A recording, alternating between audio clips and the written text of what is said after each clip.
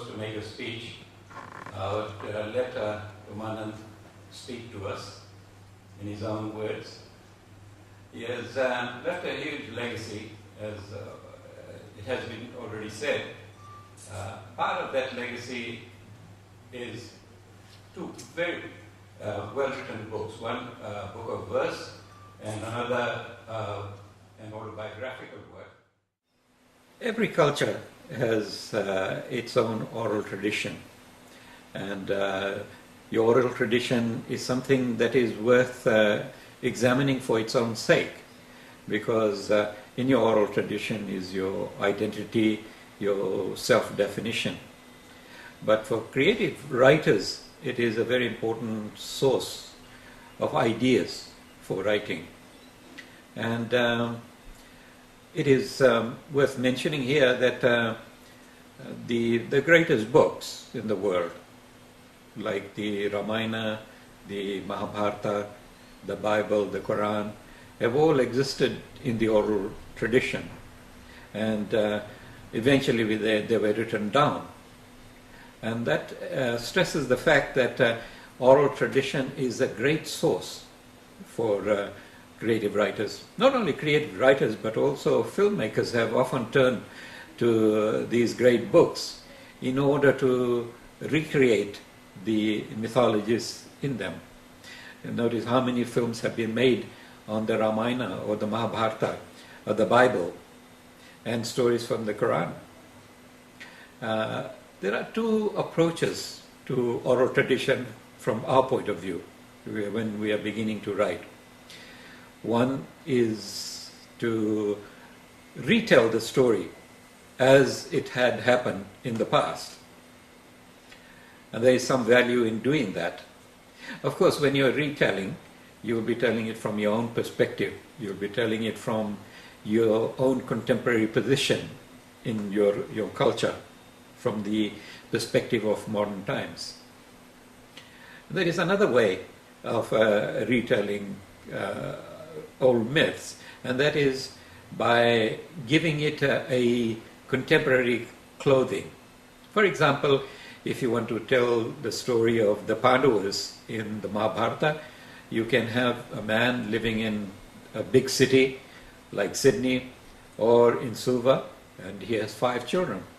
And as soon as you mention 5 children, immediately the connection will be made to the great mythology in the Mahabharata. Or if you want to tell the story of Jesus, for example, you can easily have a teacher who is a great inspiration to his students in the modern classroom, who teaches human values. So there are many approaches to mythology, and you can select the approach that you find that is useful to your purpose. But what we want to stress is that myth is a source of writing for beginners. Now, I want to define a little bit what we mean by myth, because it's good to understand the various forms in the oral tradition, and in the subsequent segments we'll be trying to define other forms of oral tradition. But here we will focus on just the myth. What is the myth?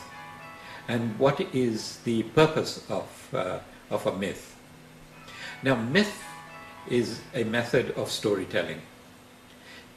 Human beings have used myth as a way of telling stories about the world, about creation, about the origin of men, the origin of women, the origin of the elements, fire and water, the origin of mountains, the origin of rivers.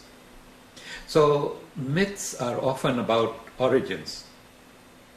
But it has come to mean many other things. For example, in popular mythology, you have creations like the Superman, the Batman, and many of these kind of contemporary figures that have been recreated in modern cinema. Spider-Man, for example. And you will see that filmmakers continue to make and remake from these popular mythologies, new stories, new films. Now, there is no limit to the way you can use mythology.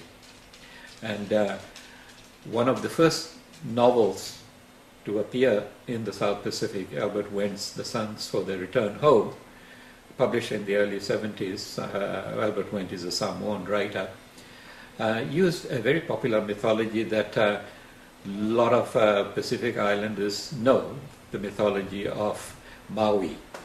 And Maui is a demigod who created the islands. He fished the islands out of the ocean, and that gives a source for reinventing new stories. And Albert Wendt used that mythology in order to write a contemporary novel about Samoans who have migrated and who feel the compulsion to return to their own homeland. You can use mythology as a beginning for creative writing. You can give mythology your own interpretation, and you can use it for the purpose for which you want to do your creative writing. Now, in subsequent segments, we will be focusing on other types of forms that exist in oral tradition that you can use for creative writing. So writers need not be worried about the source, because the sources are limitless. I do not want to suggest that the oral tradition is the only source, but it is a very rich source.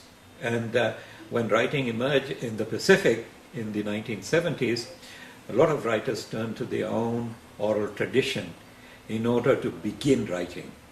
For the beginners, the oral tradition is a very rich source. And so we will continue to explore that. And when you explore your oral tradition, you'll be exploring your own self, your own identity, your own culture, and you will be richer for that. In subsequent discussion on creative writing, I will introduce to you other forms of oral tradition that you will find useful for creative writing. And these other forms include folk tales, legends, fables, and parables. Thank you very much.